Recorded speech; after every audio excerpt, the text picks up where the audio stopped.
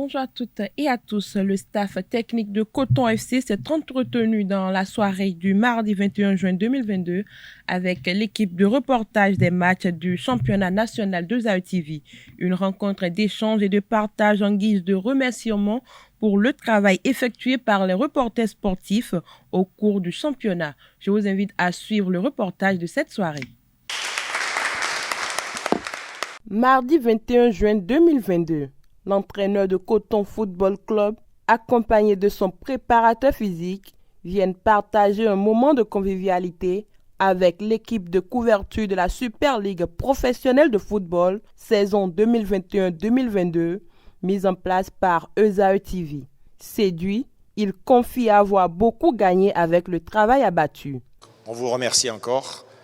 Ça nous a bien aidé et sûrement dans quelques matchs, ça nous a permis de prendre des points par votre travail dans beaucoup de choses. Les corners, les coups francs, la même chose. On regardait tout ce qui se passait, comment se comportaient les joueurs et notamment, surtout pour nous, ce qui est important parce qu'on y fait moins attention, c'est les gardiens de but. Voilà. Qu'est-ce qu'ils font quand ils ont le ballon dans les pieds? Est-ce qu'ils l'utilisent bien? Est-ce qu'ils jouent vite? Ils prennent leur temps. Bon, il y a plein de petites choses comme ça qui nous permettent à nous de faire avancer l'équipe et surtout nous, sur le plan tactique, de pouvoir composer. Voilà. On voit si les joueurs sont rapides, pas rapides, dribbleurs, truqueurs. Voilà, il y a plein de choses qui nous permettent d'exploiter plusieurs situations et naturellement de pouvoir aussi progresser. Et puis moi, ça me permet aussi des fois de composer mon équipe en fonction de ce que j'ai vu. Je dis tiens, je vais faire ça parce que l'adversaire il se comporte comme ça, il fait ça, il fait ça.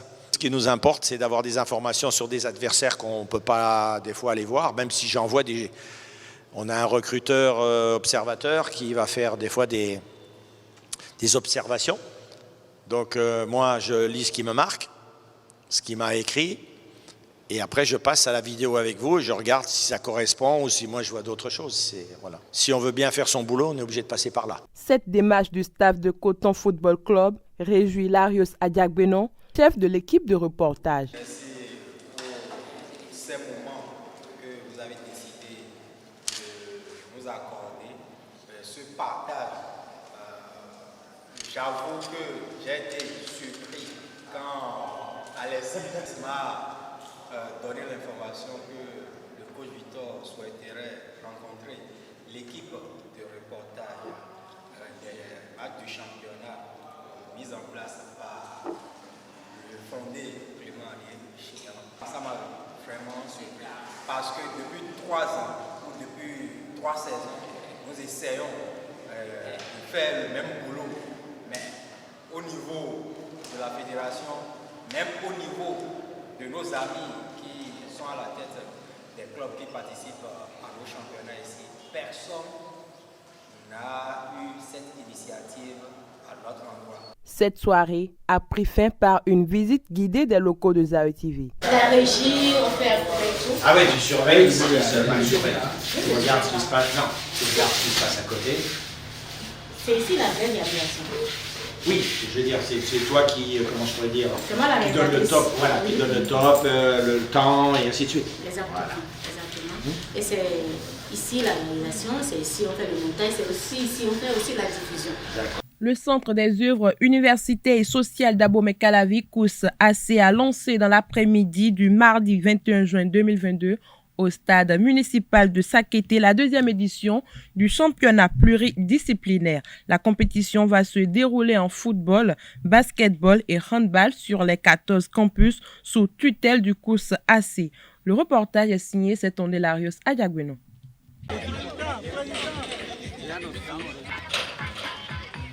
Et c'est parti. La 2e édition du championnat pluridisciplinaire prend son envol au stade municipal de Sakété. Les 14 campus sous tutelle du Centre des œuvres universitaires et sociales d'Abomey-Calavi COUS AC vont vibrer au rythme du sport pendant une semaine pour le compte de l'année académique 2022.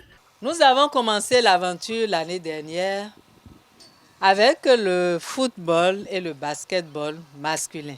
Cette année, nous avons voulu que les filles aussi participent et nous avons ajouté le handball féminin et le basketball féminin. Cette compétition se déroule sur tous les campus sous ma juridiction, à savoir Abomey-Calavi, Eneam, Sakete, Ketu, Dodji, Porto Novo, Dassa, Abomey, Lokossa, pour ne citer que ceux-là. 48 équipes en football, 35 en basketball masculin, 19 en basketball féminin et 27 en handball féminin prennent part à la compétition. Le président de l'Union des étudiants agronomes, UNETA, exhorte ses camarades au fair play. Il a été proposé par les organisations estudiantines et validé par notre très chère directrice du COUSAC sous l'autorité de Madame le ministre de l'Enseignement supérieur et de la Recherche scientifique. L'organisation de ce championnat pluridisciplinaire qui se déroule à la fois à l'UAC, à l'UNSTIM et à l'UNA. Nous tenons à remercier le COUSAC pour l'honneur qui nous est fait d'avoir choisi ce centre universitaire pour notre lancement officiel. Que l'esprit sportif domine et que les jeux soient les plus beaux possibles. Honorée par le choix du centre universitaire de Sakete, la directrice de l'école des sciences et techniques de conservation et de transformation des produits agricoles de l'Université nationale d'agriculture invite les joueurs à mouiller le maillot. Je voudrais souhaiter que ce championnat pluridisciplinaire se déroule dans les meilleures conditions. Je voudrais également souhaiter que nos amis sportifs, nos amis étudiants sportifs donnent le meilleur d'eux-mêmes pour qu'au bout de ce championnat, nous obtenons de façon effective des équipes tout à fait représentatives des différents campus, mais aussi des équipes très compétitives sur le terrain du sport. Au-delà de la performance sportive, le championnat pluridisciplinaire se veut un cadre de brassage et de cette émulation des étudiants. C'est faire vibrer nos campus qui priment. Ce n'est pas avoir un vainqueur ou un vaincu. À l'issue de ces jeux, il n'y aura ni vainqueur ni vaincu. Il y aura simplement des étudiants et des étudiantes qui se sont épanouis tout au long de ce jeu-là. Les étudiants tirent un coup de chapeau au COUSAC pour avoir institué ce championnat. Le COUSAC est vraiment à féliciter. Tout d'abord, je tiens vraiment à remercier la directrice du COUSAC, celle qui a vraiment fait le déplacement, malgré ses multiples occupations. Je tiens vraiment à les remercier pour tous les efforts qu'ils font pour toutes les universités, afin qu'il y ait de l'harmonie, qu'il y ait de l'amusement, malgré les études.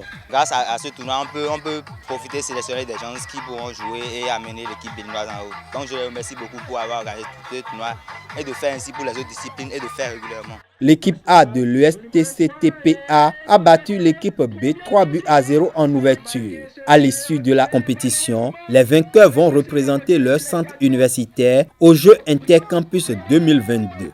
La Fédération béninoise de volleyball a nommé les membres de la Commission centrale de presse et de communication à travers la décision numéro 007/2022/FBVB/CE en date du 21 juin 2022. Ceci afin de rendre plus visibles les activités de cette institution. Cette commission, présidée par Foulelou Salihou, a pour secrétaire général Agboton Georges Emmanuel.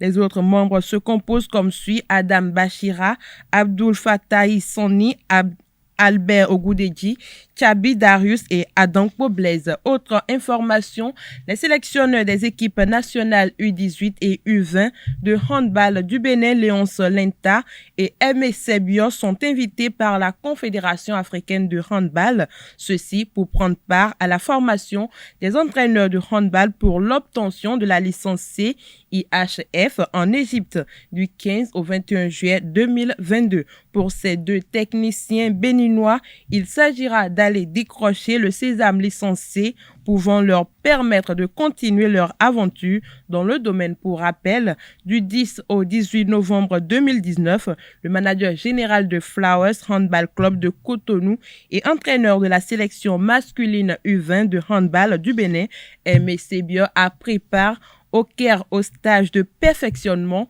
de haut niveau en handball dans le cadre de l'ouverture de l'Académie de handball en Égypte.